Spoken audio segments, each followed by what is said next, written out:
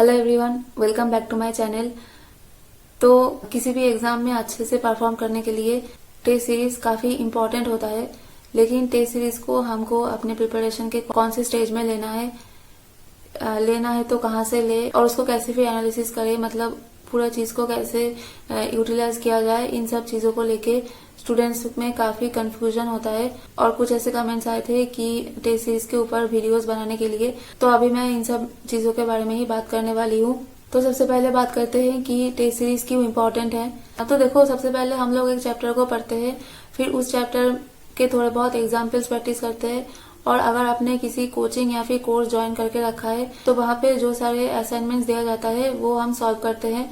लेकिन इन वाले चीजों को करने के टाइम पे हमारे ऊपर कोई भी मेंटल प्रेशर नहीं होता है, कोई भी टाइम बाउंड नहीं होता है वहाँ पे। और एक चैप्टर के असाइनमेंट करते वक्त हमको दूसरे चैप्टर के कंसेप्ट उतना ज्यादा याद नहीं रखना पड़ता है। और अगर कहीं पे दूसरे चैप्टर्स का कोई कॉन्सेप्ट अप्लाई हो रहा है तो हम लोग आसानी से पेजेस पलट के वहाँ उसको चेक करके फिर से अपना असाइनमेंट सॉल्व कर सकते हैं। लेकिन एग्जाम हॉल का सिचुएशन बिल्कुल भी ऐसा नहीं होता है। वहाँ पे टाइम बाउंड होता है और बहुत सारे चैप्टर्स के कंसेप्ट हमको एक साथ दिमाग में रखना पड़ता है। और थोड़ा सा मेंटल एक्स्ट्रा प्रेशर भी होता है, क्योंकि वहाँ के परफॉर्मेंस के ऊपर हमारा फ्यूचर डिपेंड करता है। और एग्जाम में ऐसा भी नहीं होता है कि हमने घर में जो सारे असाइनमेंट्स या फिर एग्जाम्पल सॉल्व किया है वहां से ही हमको डायरेक्टली क्वेश्चन पूछा जाएगा। एग्जाम में काफी अननोन क्वेश्चंस आते हैं, जिन वाले क्वेश्चंस को सॉल्व करने के लिए बहुत जरूरी होता है कि हमारा दिमाग शांत रहे और सारे कंसेप्ट जो हमने पढ़ा है उनको हम एक्यूरेटली अप्लाई करके सही आंसर को मार्क करके आए। तो इन सब चीजों का हैबिट आप तभी बना पाओगे जब आप किसी भी टेस्ट सीरीज में अपियर करोगे, क्योंकि टेस्ट सीरीज में हम लोगों को अननोन क्वेश्चंस को हैंडल करना पड़ता है और उसको करने के लिए एक टाइम लिमिट होता है। तो अगर आप कुछ टेस्ट में अपियर करोगे मेन एग्जाम से पहले, तो फिर आप लोगों को लिमिटेड टाइम पे अपना दिमाग को शांत रख के कैसे अननोन क्वेश्चंस को टैकल करना है और फिर उसके बाद सही आंसर को मार्क करना होता है। इन सब चीजों का एक बहुत अच्छा प्रैक्टिस हो जाएगा। और मेन एग्जाम में जब आप जाओगे तो तब आपको वहाँ पे एग्जाम देना कुछ नया नहीं लगेगा। ऐसा लगेगा कि ये चीज तो हमने पहले भी किया है, बस अभी थोड़ा सा और केयरफुल होके इस एग्जाम को देना है। फिर उसके बाद आते हैं कि कौन सा वाला टेस्ट सीरीज हमको लेना चाहिए।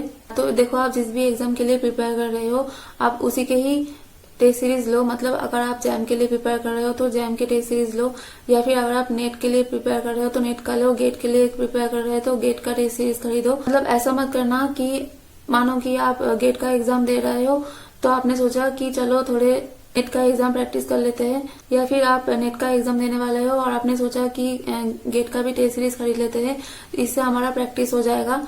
तो देखो, ये वाला कॉन्सेप्ट उतना सही नहीं है, क्योंकि हर एक एग्जाम अलग अलग रीजन की वजह से लिया जाता है और अलग अलग स्टेजेस पे लिया जाता है। मतलब जैम लिया जाता है बीएससी के बाद और नेट और गेट लिया जाता है मास्टर्स के बाद। तो इसलिए हर एक एग्जाम में जो क्वेश्चंस का लेवल है वो अलग होता है और क्वेश्चंस का पैटर्न भी अलग होता है दूसरे एग्जाम से। इसलिए अच्छा यही है कि आप उसी वाले टेस्ट सीरीज लो जिसके लिए आप प्रिपेयर कर रहे हो। पहले आप उन वाले टेस्ट सीरीज को दे दो। इसके बाद भी अगर आपको लगे कि नहीं, हमको दूसरे और क्वेश्चंस प्रैक्टिस करना है और उन सब टेस्ट सीरीज में अपेयर करने के बाद भी हम अपना कंसेप्ट को इंटैक्ट रख पाएंगे और हमारा कॉन्फिडेंस लेवल भी लो नहीं होगा, अगर ऐसा लग रहा है आपको, तभी जाके आप किसी दूसरे एग्जाम के टेस्ट सीरीज ले सकते हो। लेकिन मैं पर्सनली ये आपको एडवाइस नहीं करूंगी। बाकी तो आपका खुद का प्रिपरेशन है, आपको जो सही लगे आपके लिए आप वही करो। फिर इसके बाद आते हैं कि हमको कहाँ से टेस्ट सीरीज खरीदना चाहिए। तो देखो, मार्केट में काफी सारे टेस्ट सीरीज अवेलेबल है, इसलिए आपको थोड़ा सोच समझ के खरीदना चाहिए। आप कोई ऐसा टेस्ट सीरीज लो जहाँ पे क्वेश्चंस का स्टैंडर्ड अच्छा हो। मतलब ऐसा नहीं पे जो क्वेश्चंस दिया गया है उनका स्टैंडर्ड मेन जो एग्जाम होता है उससे काफी अलग है, और जहाँ पे जो आंसर दिया गया है उनका एक्सप्लेनेशन सही तरीके से प्रोवाइड किया गया हो। मतलब ऐसा नहीं दिया गया है कि बस नाम का आंसर दे दिया और उसको पढ़ने के बाद कुछ भी कंसेप्ट क्लियर नहीं हो रहा है। तो ऐसे वाले टेस्ट सीरीज मत खरीदना। अगर आप मुझसे सजेशन चाहो तो मैंने जे केमिस्ट्री का टेस्ट सीरीज दिया था अपने प्रिपरेशन के टाइम पे, और उन वाले टेस्ट में जो क्वेश्चन का स्टैंडर्ड था वो काफी अच्छा था और उन्होंने जो सॉल्यूशंस प्रोवाइड किया था वो भी अच्छा था। क्योंकि उन्होंने क्वेश्चन सॉल्यूशन का पीडीएफ ना देकर वीडियो सॉल्यूशन प्रोवाइड किया था, जो कि मेरे ख्याल से ज्यादा इफेक्टिव होता है आंसर्स को समझने के लिए। इसके अलावा अगर आप लोगों का कोई पर्सनल फेवरेट हो तो आप उनका भी ले सकते हो। बस ये ध्यान रखना कि enough number of test available हो और क्वेश्चंस का स्टैंडर्ड और आंसर का एक्सप्लेनेशन सही दिया गया हो। चौथा ये क्वेश्चन आता है कि हम लोगों को प्रिपरेशन के कौन से स्टेज पे टेस्ट सीरीज लेना चाहिए। तो अगर आप लोग किसी भी कोचिंग या फिर कोर्स में एनरोल्ड हो तो वहां पे जब जब टेस्ट प्रोवाइड किया जाए तभी आप टेस्ट देना। लेकिन अगर आपने किसी भी कोर्स में एनरोल नहीं किया है तो फिर मैं आपको सजेस्ट करूंगी कि आप प्रिपरेशन के शुरू में ही टेस्ट सीरीज खरीद लो। क्योंकि देखो, जब हम लोग किसी भी चैप्टर को पढ़ के खत्म करते हैं तो फिर हमारे दिमाग में उस वाले चैप्टर का जो कंसेप्ट है वो एकदम फ्रेश होता है। तो किसी भी चैप्टर को खत्म करने के बाद उसका एग्जाम्पल और असाइनमेंट को एक बार रिवाइज कर लो और उसके बाद ही उस चैप्टर का जो टेस्ट है उसको दे देना। तो इससे आपको टेस्ट सीरीज दे के ज्यादा कॉन्फिडेंस आएगा और चीजें ज्यादा अच्छे से आपको समझ में भी आ जाएंगी। लेकिन अगर आप ऐसा सोचोगे कि हम पहले सारे चैप्टर्स खत्म कर लेते हैं, फिर उसके बाद इंडिविजुअल चैप्टर के टेस्ट और फुल लेंथ जो टेस्ट है वो सब कुछ एक साथ दे देंगे, तो ऐसे करके एंड में जाते जाते आप देखना बहुत सारे टेस्ट एक साथ जमा हो जाएंगे और उनको देख के आपका आधा कॉन्फिडेंस तो वही खत्म हो जाएगा कि इतना सारा रह गया है, अभी हम कैसे इसको कंप्लीट करेंगे। और एंड तक जाते जाते हो सकता है कि आप कुछ कुछ चैप्टर्स के थोड़े बहुत कंसेप्ट भूल भी जाओ। तो तब आप अगर टेस्ट दोगे तो फिर उन वाले टेस्ट को देने से फायदा होने से ज्यादा आपका नुकसान हो सकता है। क्योंकि अगर आप उन वाले टेस्ट में अच्छे से परफॉर्म ना कर पाओ तो फिर आपको ऐसा लगेगा कि हम तो इंडिविजुअल चैप्टर्स के ही टेस्ट में अच्छे से परफॉर्म नहीं कर पा रहे हैं, तो हम लोग कैसे फुल लेंथ टेस्ट देंगे या फिर कैसे हम लोग जाके मेन एग्जाम में परफॉर्म करके आएंगे। तो इससे अच्छा यही है आप किसी भी चैप्टर को खत्म करने के बाद ही उस वाले चैप्टर का जो टेस्ट है वो दे दो और फुल लेंथ टेस्ट को आप मेन एग्जाम के 2-3 हफ्ते पहले थोड़ा थोड़ा टाइम का गैप देके 5-6 टेस्ट दे देना फुल लेंथ। तो इससे आपका मेन एग्जाम से पहले काफी अच्छे से टाइम मैनेजमेंट का प्रैक्टिस हो जाएगा। फिर उसके बाद जो मेन पॉइंट होता है टेस्ट सीरीज में अपियर करने का वो ये कि टेस्ट सीरीज एनालिसिस करना।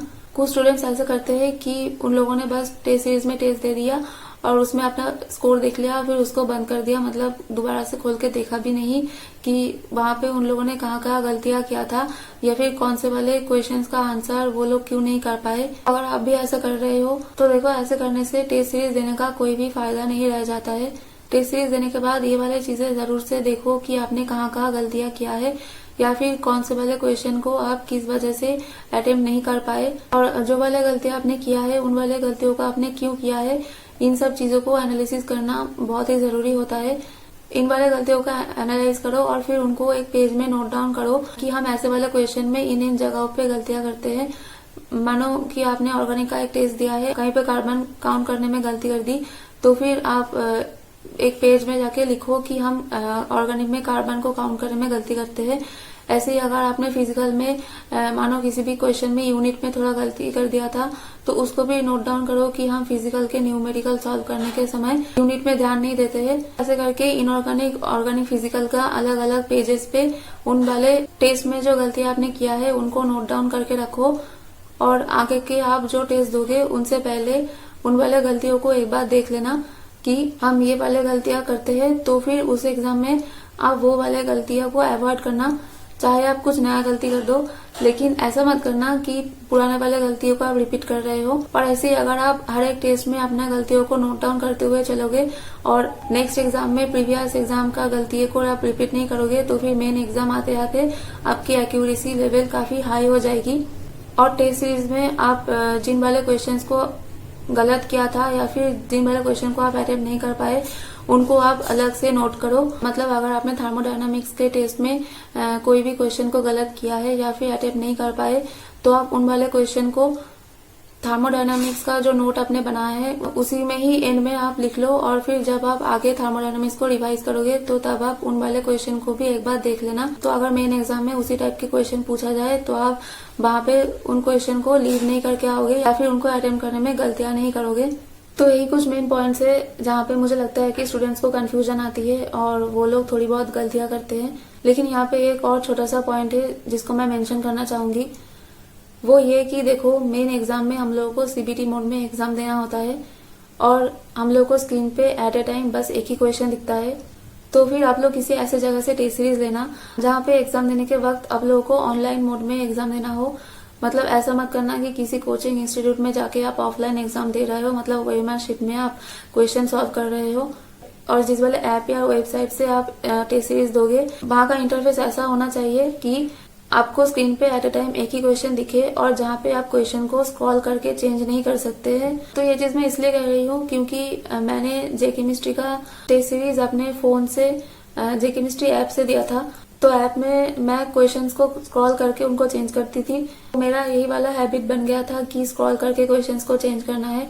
तो इसलिए मेन एग्जाम में जाके थोड़ी सी प्रॉब्लम आ रही थी। और आप लोग भी जे केमिस्ट्री से टेस्ट सीरीज ले रहे हो तो आप लोग जे केमिस्ट्री का जो वेबसाइट है वहां से टेस्ट देना, क्योंकि वहां पे जो इंटरफेस है वो मेन एग्जाम का इंटरफेस जैसा ही है, इसलिए आपको उस चीज का पहले से ही हैबिट हो जाएगा।